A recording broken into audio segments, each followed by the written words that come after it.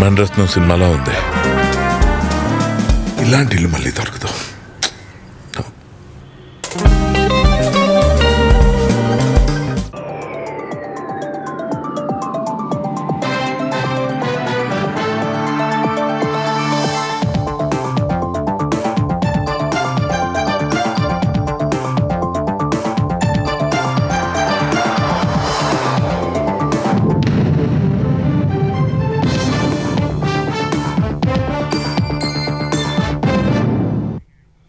నమస్కారం, ఈటీవీ న్యూస్కు స్వాగతం. ముందుగా ముఖ్యాంశాలు. పెట్టుబడులతో రావాలని సింగపూర్ వెంచర్ క్యాపిటలిస్టులకు చంద్రబాబు ఆహ్వానం. అమరావతిని క్వాంటమ్ టెక్నాలజీ హబ్గా మార్చేలా సీఎం చర్చలు. సహజ ప్రసవాలను ప్రోత్సహించేలా ఏపీ ప్రభుత్వం చర్యలు. ప్రయోగాత్మకంగా ఏరియా ఆసుపత్రిలో సీ సేఫ్ కార్యక్రమం అమలు. ఓటర్ల జాబితా ప్రత్యేక సవరణపై అప్రమత్తంగా ఉండాలన్న రేవంత్ రెడ్డి. భారీగా ఓట్ల తొలగింపునకు అవకాశం ఉందని శ్రేణులకు దిశానిర్దేశం. రైతు సంక్షేమంపై మరింత దృష్టి పెట్టిన తెలంగాణ ప్రభుత్వం. కర్షకుల ఖాతాల్లో ఒకేసారి పెట్టుబడి సాయం జమ చేసేలా కసరత్తు.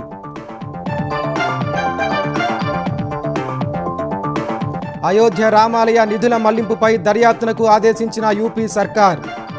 ట్రస్టు సభ్యులను సుదీర్ఘంగా విచారించిన సిట్ అధికారులు. ప్రధానమంత్రి నరేంద్ర మోదీకి మరో అరుదైన గౌరవం. తమ దేశ అత్యున్నత పౌర పురస్కారంతో సత్కరించిన స్లోవేకియా.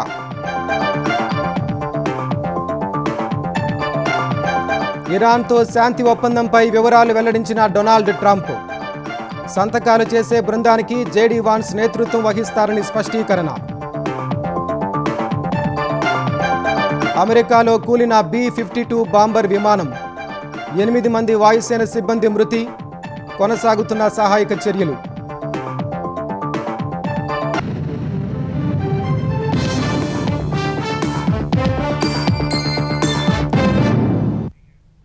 రతన్ టాటా ఇన్నోవేషన్ హబ్ ఆంధ్రప్రదేశ్లో ప్రోత్సహించిన స్టార్టప్లలో పెట్టుబడులు పెట్టేందుకు వెంచర్ క్యాపిటలిస్టులు ముందుకు రావాలని ముఖ్యమంత్రి చంద్రబాబు ప్రతిపాదించారు. అత్యుత్తమ ఆవిష్కరణలను ప్రోత్సహించేందుకు సహకరించాలని కోరారు. నవ్యాంధ్ర నూతన శకానికి సింగపూర్ వేదికగా సీఎం చంద్రబాబు సరికొత్త రూట్ మ్యాప్ క్రియేట్ చేశారు. పెట్టుబడుల ఆకర్షణే లక్ష్యంగా ఆ దేశ అగ్రనేతలు, పారిశ్రామిక దిగ్గజాలతో జరిపిన మెరుపు భేటీలు ఏపీ పారిశ్రామిక రంగానికి సరికొత్త ఊపిరిచ్చాయి.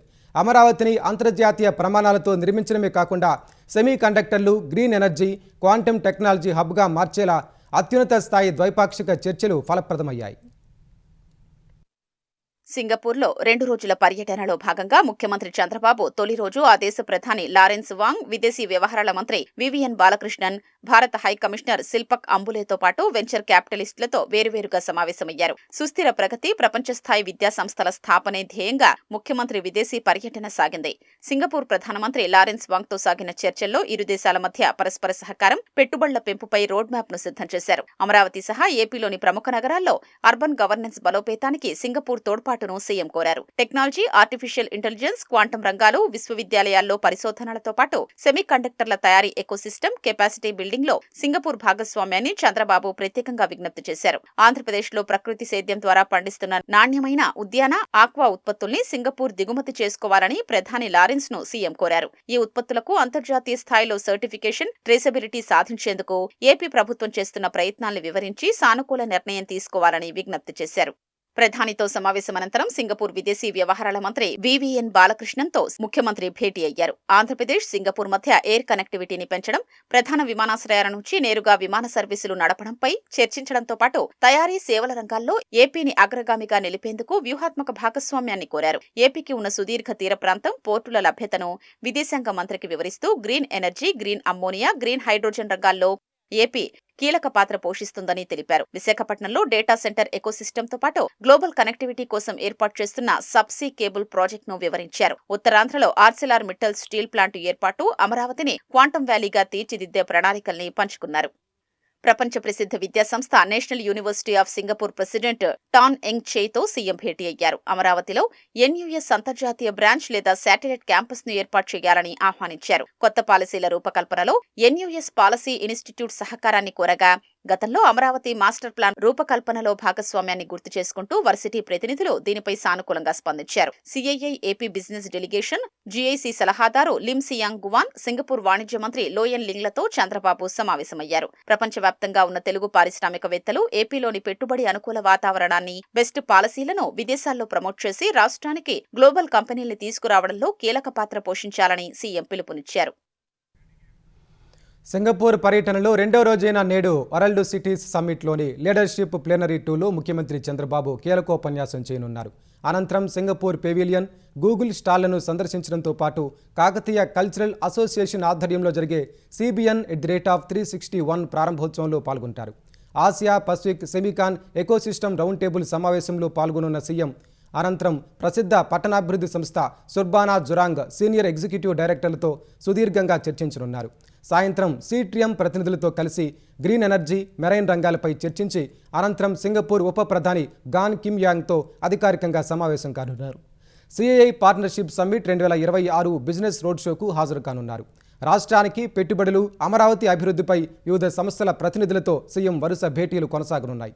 వరల్డ్ సిటీస్ సమ్మిట్లో లీడర్షిప్ ప్లేనరీ 2 విభాగంలో ముఖ్యమంత్రి ప్రసంగిస్తారు. వరల్డ్ సిటీస్ సమ్మిట్ ఎగ్జిబిషన్ స్టాళ్లు, సింగపూర్ పెవిలియన్, గూగుల్ స్టాళ్లను పరిశీలిస్తారు. సిట్రియం ప్రతినిధులతో సమావేశమై పర్యావరణ పరిరక్షణ, గ్రీన్ ఎనర్జీ, మెరైన్ రంగాలపై చర్చిస్తారు. అనంతరం IHC CII PS 2026 business road షోలో పాల్గొని ఏపీ వ్యాపార ప్రతినిధుల బృందంతో కలిసి పెట్టుబడిదారులతో ముఖాముఖి చర్చిస్తారు. దీంతో 2 రోజుల సింగపూర్ పర్యటన ముగుస్తుంది.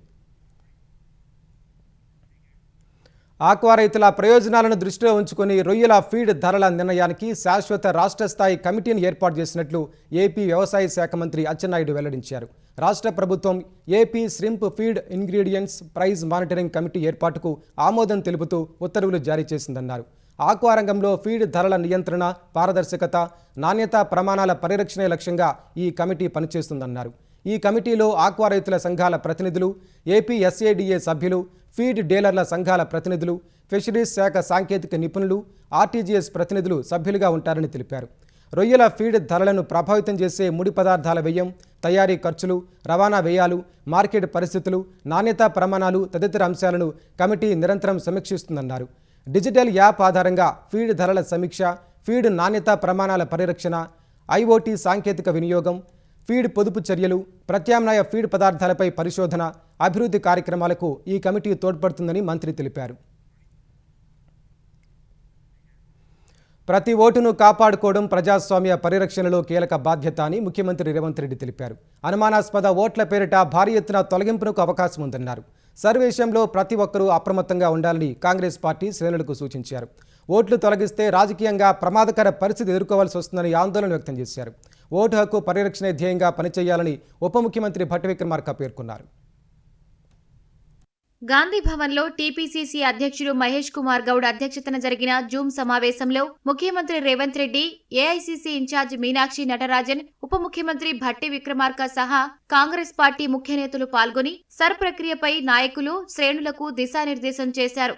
ఓటర్ల జాబితా ప్రత్యేక సవరణ, సర్ ప్రక్రియను ఆషామాషీగా తీసుకోవద్దని సీఎం రేవంత్ రెడ్డి స్పష్టం చేశారు. రాష్ట్రంలోని మొత్తం ఓట్లలో బీజేపీకి వ్యతిరేకమైన ఓట్లను వివిధ కారణాలతో పక్కన పెట్టి అనుమానాస్పద ఓట్ల పేరుతో తొలగించే ప్రయత్నాలు జరిగే అవకాశం ఉందని రేవంత్ రెడ్డి ఆందోళన వ్యక్తం చేశారు. 2028 ఎన్నికలకు సంబంధించి ఓటర్ల జాబితా 2026 అక్టోబర్ నాటికే తుది రూపం దాల్చుతుందని, ఒకసారి ఓటు తొలగిపోతే తర్వాత దాన్ని సరిదిద్దుకునే అవకాశం చాలా పరిమితంగా ఉంటుందని సీఎం హెచ్చరించారు. రాష్ట్రంలోని 119 నియోజకవర్గాల్లో ప్రతి గ్రామం, ప్రతి పోలింగ్ బూత్ స్థాయిలో BLOలతో కీలక నాయకులు అనుసంధానం చేసి నిరంతర పర్యవేక్షణ కొనసాగించాలని సూచించారు. ఉపాధి ఉద్యోగాల కోసం ఇతర ప్రాంతాలకు వెళ్లిన ఓటర్లు ఇంటి వద్ద అందుబాటులో లేకపోవడం వల్ల వారి ఓట్లు తొలగించే ప్రమాదం ఉంటుందని ఆ సమయంలో ప్రత్యేక శ్రద్ధ తీసుకోవాలని సీఎం స్పష్టం చేశారు. ఈ నెల 20లోగా జిల్లా ఇన్ఛార్జి మంత్రులు, పార్లమెంట్, అసెంబ్లీ ఇన్ఛార్జీలతో సమీక్ష సమావేశాలు నిర్వహించి పర్యవేక్షణ వ్యవస్థను బలోపేతం చేయాలని రేవంత్ రెడ్డి ఆదేశించారు. ఏదైనా సమస్య తలెత్తితే సంబంధిత అసెంబ్లీ లేదా పార్లమెంటు ఇన్ఛార్జీలు వెంటనే స్పందించి పరిష్కార చర్యలు చేపట్టాలని స్పష్టం చేశారు. గాంధీ భవన్లో ప్రత్యేక వార్ రూమ్ ఏర్పాటు చేసి బూత్ స్థాయి వరకు రోజువారీ పర్యవేక్షణ నిర్వహించాలని, ప్రతిరోజు నివేదికలు సేకరించి సమీక్షించాలని సూచించారు. ఆ విషయంలో ఎవరి నిర్లక్ష్యం అయినా పార్టీకి, ప్రజాస్వామ్యానికి నష్టం కలిగిస్తుందని హెచ్చరించారు. ఓటు హక్కు రక్షణే ధ్యేయంగా పనిచేయాలని పార్టీ శ్రేణులకు ఉప ముఖ్యమంత్రి భట్టి విక్రమార్క సూచించారు. పోలింగ్ బూత్ స్థాయి ఏజెంట్లు క్షేత్రస్థాయిలో సమర్థంగా వ్యవహరించకపోతే పెద్ద ఎత్తున ఓట్లు కోల్పోయే ప్రమాదం ఉందని హెచ్చరించారు. దేశవ్యాప్తంగా ఓటర్ల జాబితా విషయంలో జరుగుతున్న పరిణామాలను కార్యకర్తలు జాగ్రత్తగా గమనించాలని ఏఐసీసీ ఇన్ఛార్జి మీనాక్షి నటరాజన్ పిలుపునిచ్చారు. పాత, కొత్త ఓటర్ల జాబితాల్లో చిన్న చిన్న సాంకేతిక వ్యత్యాసాలను సాకుగా చూపించి ఓట్ల తొలగింపు జరిగే అవకాశం ఉందని హెచ్చరించారు. నిరక్షరాస్యులు, పేదలు, అట్టడుగు వర్గాల ప్రజలు నష్టపోయే ప్రమాదం ఎక్కువగా ఉందని, ఒక్క ఓటు కోల్పోకుండా అవగాహన కార్యక్రమాలు చేపట్టాలని కార్యకర్తలకు పిలుపునిచ్చారు. బూత్ స్థాయి నుంచి రాష్ట్ర స్థాయి వరకు ప్రతి నాయకుడు పూర్తి అప్రమత్తతతో పనిచేయాలని పీసీసీ అధ్యక్షుడు మహేష్ కుమార్ గౌడ్ పార్టీ శ్రేణులకు సూచించారు. అన్నదాతల సంక్షేమమే లక్ష్యంగా మరిన్ని చర్యలు చేపట్టేందుకు తెలంగాణ ప్రభుత్వం సిద్ధమైంది. ఎల్లుండి ముఖ్యమంత్రి రేవంత్ రెడ్డి అధ్యక్షతన జరిగే మంత్రివర్గం సమావేశంలో పలు నిర్ణయాలు తీసుకునే అవకాశం ఉంది. ఈ నెల 26న రైతు భరోసా నిధులను ఒకేసారి రైతులందరి ఖాతాల్లో వేయడం, వ్యవసాయ రంగంలో తీసుకోవాల్సిన చర్యలపై ప్రధానంగా చర్చించనున్నట్లు తెలిసింది.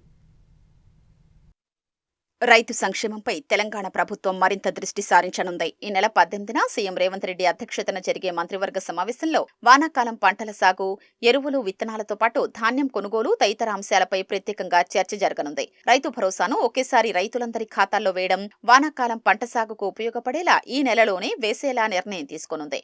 ఈ నెల 26న లేదా నెలాఖరులో రైతుల ఖాతాల్లో 9,000 కోట్లు జమ చేయాలని నిర్ణయించినట్లు తెలిసింది. ఈ మేరకు నేడు ఉప ముఖ్యమంత్రి భట్టి విక్రమార్క, వ్యవసాయ శాఖ మంత్రి తుమ్మల నాగేశ్వరరావు, నీటిపారుదల శాఖ మంత్రి ఉత్తమ్ కుమార్ రెడ్డితో ముఖ్యమంత్రి రేవంత్ రెడ్డి సమావేశం కానున్నారు. వ్యవసాయ రంగంలో తీసుకోవలసిన పలు చర్యలపై సమాలోచన చేయనున్నట్లు సమాచారం. అభివృద్ధి కార్యక్రమాలు, వివిధ పథకాల అమలు, రానున్న రోజుల్లో మంత్రులు సవాల్గా తీసుకుని పనిచేయాల్సిన కార్యక్రమాలు, రాష్ట్రంలో రాజకీయ పరిస్థితుల గురించి మంత్రులతో చర్చించనున్నట్లు సంబంధిత వర్గాలు తెలిపాయి. వానాకాలం ప్రారంభమైన రైతులకు ఎరువులు, విత్తనాలు ఇబ్బంది లేకుండా అందించే చర్యలతో పాటు రైతు భరోసాపై చర్చించి ఓ నిర్ణయం తీసుకోనుంది. ఇప్పటి వరకు 19,500 కోట్లను ప్రభుత్వం రైతు భరోసా కింద చెల్లించింది. అయితే రైతు భరోసాని దశలవారీగా సాగు గడువు ముగిశాక తర్వాత ఇవ్వడంతో రైతుల్లో కొంత అసంతృప్తి నెలకొందని వివిధ వర్గాల నుంచి సమాచారం అందడంతో అన్నదాతలకు మేలు జరిగేలా ఇవ్వాలని సీఎం రేవంత్ రెడ్డి మంత్రివర్గ సహచరులకు స్పష్టం చేసినట్లు తెలిసింది. ఈ నెల 26న కర్షకులతో భారీ బహిరంగ సభ నిర్వహించి రైతు భరోసా విడుదల చేసే అవకాశం ఉన్నట్లు సమాచారం. ఈ తరుణంలో ఆర్థిక శాఖ నిధుల సమీకరణ ప్రారంభించింది. 2 చోట్ల రైతులతో సభ నిర్వహించే ఆలోచనతో ఉన్నట్లు తెలిసింది. దేశంలో ఎక్కడా లేని విధంగా ప్రభుత్వం మొక్కజొన్న కొనుగోలు చేసిందని, రానున్న రోజుల్లో సాగు విస్తీర్ణం పెరిగే అవకాశం ఉండడంతో ఆ విషయంపైన సమగ్రంగా చర్చించనున్నట్లు సమాచారం. సన్నరకం వరిలో ఏ రకాలు సాగు చేయాలి, రైతుల్లో అవగాహన ఎలా పెంచాలనే అంశంపై చర్చించనున్నట్లు సమాచారం. ఆయా అంశాల్ని మంత్రులందరితో చర్చించి తుది నిర్ణయం తీసుకునే అవకాశం ఉంది. ప్రధానమంత్రి నరేంద్ర మోదీని స్లోవేకియా ప్రభుత్వం తమ దేశ అత్యున్నత పౌర పురస్కారం the order of the white double క్రాస్తో సత్కరించింది. రాజధాని బ్రటిస్లావాలో జరిగిన ఒక ప్రత్యేక కార్యక్రమంలో స్లోవేకియా అధ్యక్షుడు పీటర్ పెలెగ్రిని ప్రధాని మోదీకి అవార్డును ప్రదానం చేశారు. విదేశీ పౌరులకు మాత్రమే స్లోవేకియా ప్రభుత్వం ఈ అత్యున్నత పౌర పురస్కారాన్ని ప్రదానం చేస్తుంది. ఈ అవార్డు 140 కోట్ల మంది భారతీయులకు దక్కిన గౌరవమని ప్రధాని మోదీ పేర్కొన్నారు. భారత్, స్లోవేకియా మధ్య ఉన్న సుదీర్ఘ స్నేహ బంధానికి ఈ పురస్కారాన్ని అంకితమిస్తున్నట్లు సామాజిక మాధ్యమం ఎక్స్ వేదికగా వెల్లడించారు. ఇప్పటి వరకు ప్రధాని మోదీని వరించిన అంతర్జాతీయ పురస్కారాల సంఖ్య 33కు చేరుకుంది. అటు ప్రధాని మోదీ మరో రికార్డును సొంతం చేసుకున్నారు. 2014లో ప్రధానిగా బాధ్యతలు చేపట్టిన నాటి నుంచి ఇప్పటి వరకు 100 విదేశీ పర్యటనలు పూర్తి చేశారు. తాజాగా వారం రోజుల యూరప్ పర్యటనతో ఆయన ఈ రికార్డును సృష్టించారు. ప్రధానమంత్రి హోదాలో మోదీ ఇప్పటి వరకు 78 దేశాలు సందర్శించారు. సహజ ప్రసవాలను ప్రోత్సహించడానికి సిజేరియన్లను తగ్గించడానికి ఆంధ్రప్రదేశ్ ప్రభుత్వం ప్రత్యేక చర్యలు తీసుకుంటోంది. ప్రసూతి సేవలను బలోపేతం చేయాలనే లక్ష్యంతో సి సేఫ్ కార్యక్రమానికి కూటమి ప్రభుత్వం శ్రీకారం చుట్టింది.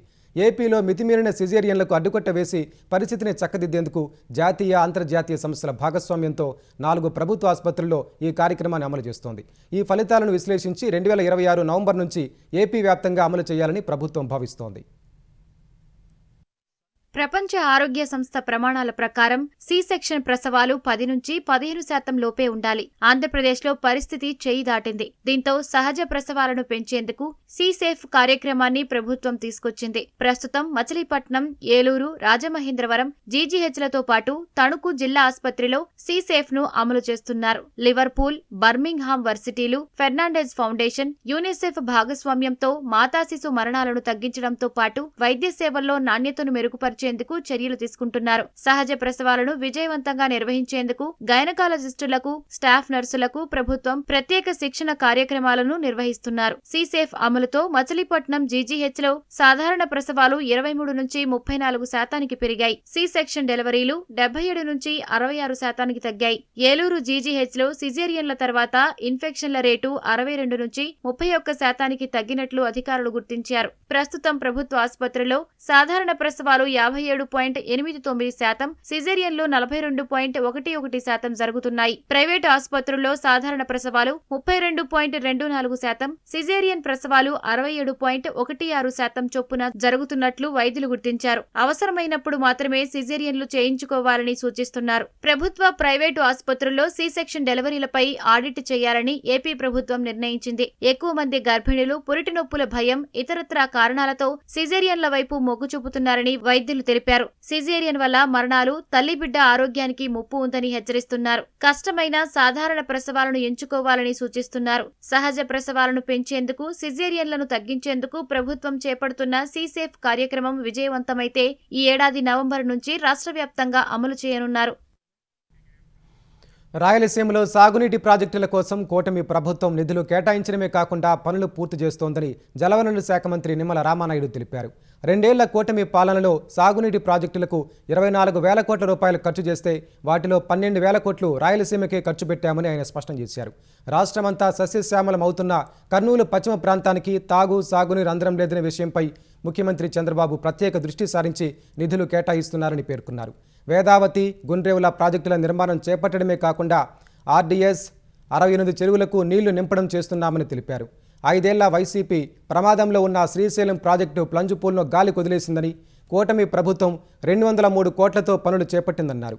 కడప జిల్లాలో వైసీపీ నేతల ఇసుక దాహానికి అన్నమయ్య గేట్లు కొట్టుకుపోయి 40 మంది చనిపోయారని, ఆ ప్రాజెక్టు పూర్తి చేయాలంటే 8,000 కోట్లు అవసరమవుతాయని మంత్రి తెలిపారు. గొడ్డల పార్టీ యొక్క లక్షణం ఏంటంటే కుట్రలు, కుతంత్రాలు, అబద్ధాలు, అసత్యాల్ని నమ్ముకుని పనిచేసేటువంటి పార్టీ.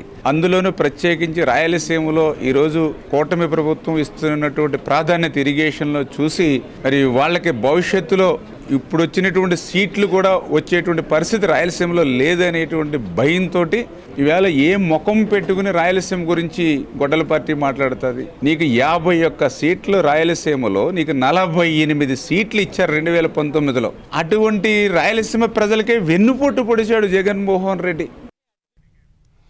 వర్షాకాలం ప్రారంభమైన నేపథ్యంలో నేటి నుంచి జూలై 31వ తేదీ వరకు స్టాప్ డయేరియా కార్యక్రమాలు నిర్వహిస్తామని ఏపీ వైద్యారోగ్య శాఖ మంత్రి సత్యకుమార్ తెలిపారు.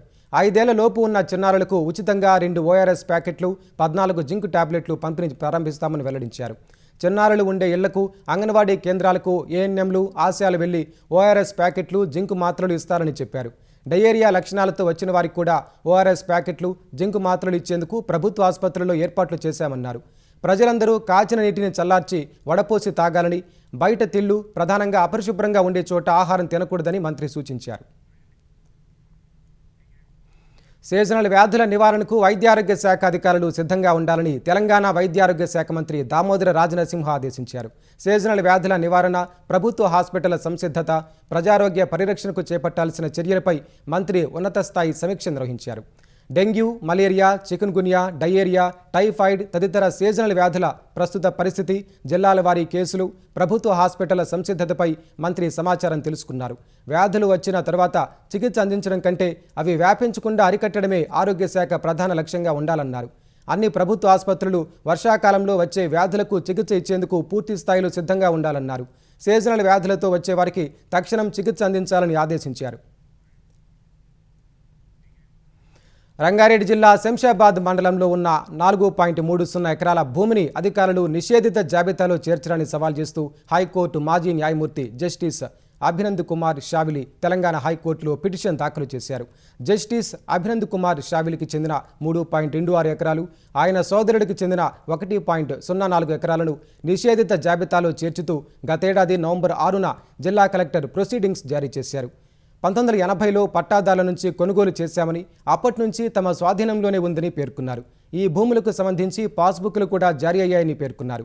అయితే ఇవి అసైన్డ్ భూములుగా పేర్కొంటూ వాటిని నిషేధిత జాబితాలో చేర్చుతూ కలెక్టర్ ప్రొసీడింగ్స్ జారీ చేశారన్నారు. ఎలాంటి ఆధారాలు లేకుండా రికార్డులకు విరుద్ధంగా ఈ ఉత్తర్వులు జారీ అయ్యాయన్నారు.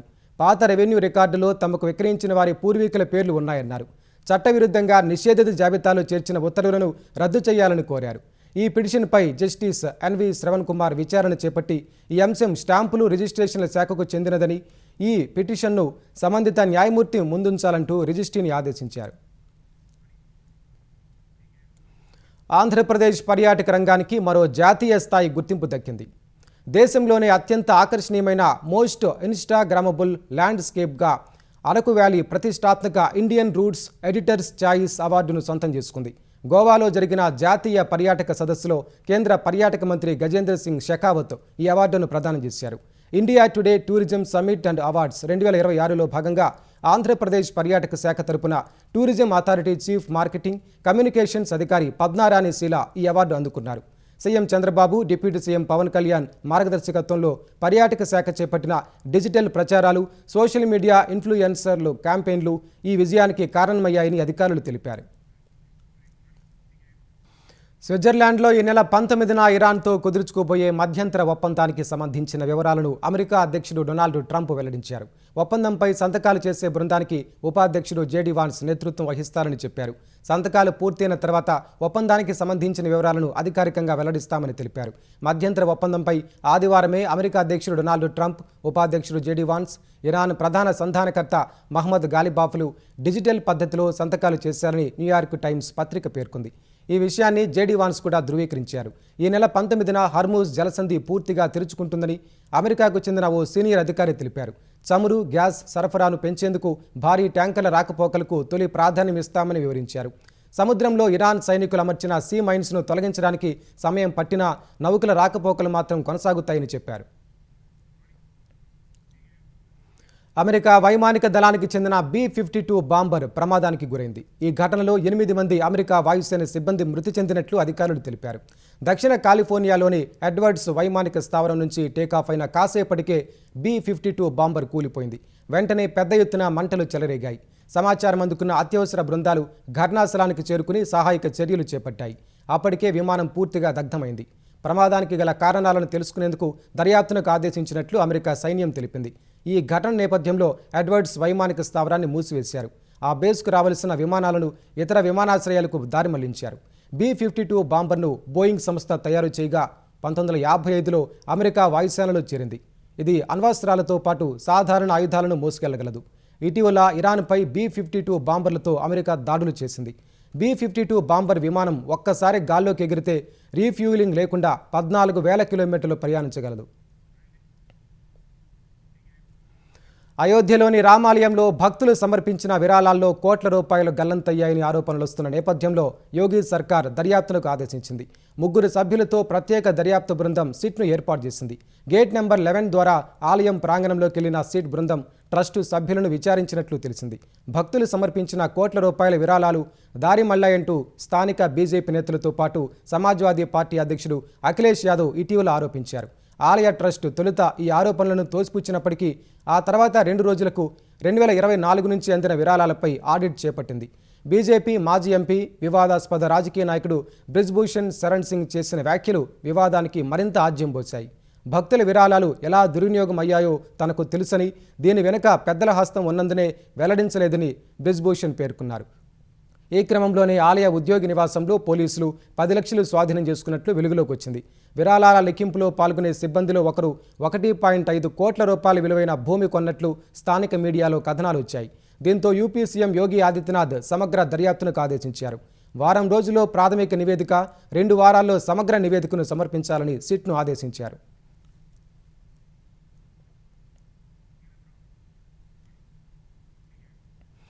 బీజేపీ జాతీయ కార్యవర్గంలో మార్పులు చేర్పులు జరుగుతాయన్న ప్రచారం నేపథ్యంలో రక్షణ మంత్రి రాజ్నాథ్ సింగ్ నివాసంలో ఆ పార్టీకి చెందిన కీలక నాయకులు సమావేశమయ్యారు. దాదాపు 4 గంటల పాటు కొనసాగిన ఈ భేటీలో కేంద్ర మంత్రులు అమిత్ షా, జేపీ నడ్డా, బీజేపీ అధ్యక్షుడు నితిన్ నబీన్, పార్టీ జాతీయ ప్రధాన కార్యదర్శి బిఎల్ సంతోష్ పాల్గొన్నారు. పార్టీ నుంచి ఎలాంటి అధికారిక ప్రకటన లేకపోయినప్పటికీ జాతీయ కార్యవర్గంలో మార్పులు చేర్పులు సహా పలు కీలక అంశాలపై ఈ సమావేశంలో సుదీర్ఘంగా చర్చించినట్లు తెలుస్తోంది. ఈ ఏడాది జనవరిలో బీజేపీ అధ్యక్షుడిగా నితిన్ నబీన్ బాధ్యతలు చేపట్టారు.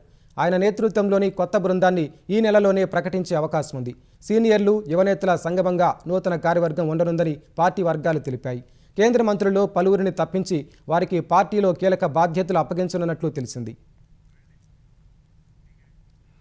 ప్రశ్నాపత్రాల లీకులు, పరీక్షల రద్దు వ్యవస్థ వైఫల్యం మాత్రమే కాదని, లక్షల మంది యువత కలలకు ఎదురుదెబ్బ అని కాంగ్రెస్ అగ్రనేత రాహుల్ గాంధీ అన్నారు. కష్టపడి చదివిన విద్యార్థులకు ఫలితం దక్కడం లేదని, కలలు కనే సాహసం చేసినందుకు వారికి శిక్షలు మాత్రమే మిగులుతున్నాయని తెలిపారు. పేపర్ లీకులు, రద్దయిన పరీక్షల వల్ల లక్షలాది మంది విద్యార్థుల భవిష్యత్తు ప్రశ్నార్థకంగా మారిందని చెప్పారు. ప్రభుత్వం సమస్యలను వినేందుకు నిరాకరించినప్పుడు మరింత గట్టిగా మాట్లాడాలని విద్యార్థులకు సూచించారు. రేపు రాజస్థాన్లోని కోటాలో జరగనున్న చాత్రోంకి గూంజ్ ర్యాలీకి యువత పెద్ద ఎత్తున తరలి రావాలని రాహుల్ ఎక్స్ వేదికగా పిలుపునిచ్చారు. కోటా నుంచి మొదలుపెట్టి దేశ నలుమూలలకు తీసుకెళ్దామని రాసుకొచ్చారు. విద్యార్థులకు న్యాయం జరిగే వరకు వారి పక్షాన పోరాడతామని హామీ ఇచ్చారు. ఎన్నికల సమయంలో ప్రత్యేక రైళ్లను ఏర్పాటు చేసే కేంద్ర ప్రభుత్వం పరీక్షలు రాసేందుకెళ్లే విద్యార్థులను మాత్రం గాలి కొదిలేస్తోందని రాహుల్ విమర్శించారు. భూతల లక్ష్యాలపై దాడి చేసే దీర్ఘశ్రేణి క్రూజ్ క్షిపణి పరీక్షను రక్షణ పరిశోధన అభివృద్ధి సంస్థ DRDO విజయవంతంగా నిర్వహించింది. ఒడిశా తీరానికి చేరువలోని APJ అబ్దుల్ కలాం దీవి నుంచి ఈ ప్రయోగాన్ని చేపట్టింది. ప్రయోగానికి సంబంధించిన అన్ని లక్ష్యాలు నెరవేరాయని రక్షణ శాఖ ఒక ప్రకటనలో తెలిపింది. భిన్న ఎత్తుల్లో, వేగాల్లో అద్భుత విన్యాసాలు చేయగల సామర్థ్యాన్ని ఇది చాటింది. తక్కువ ఎత్తులో పయనిస్తూ ప్రత్యర్థి రాడార్ల కంటపడకుండా తప్పించుకోవడం ఈ క్షిపణి ప్రత్యేకతని అధికారులు తెలిపారు. శత్రు భూభాగంలో చాలా దూరంలో ఉన్న కీలక లక్ష్యాలపై దాడి చేయడానికి ఈ క్షిపణి ఉపయోగపడుతుందని వెల్లడించారు. బెంగళూరులో DRDO lab, aeronautical development establishment దీన్ని అభివృద్ధి చేసింది. పలు ఇతర ల్యాబ్లు, ప్రైవేటు కంపెనీలు ఈ కసరత్తులో పాల్పంచుకుంటున్నాయి.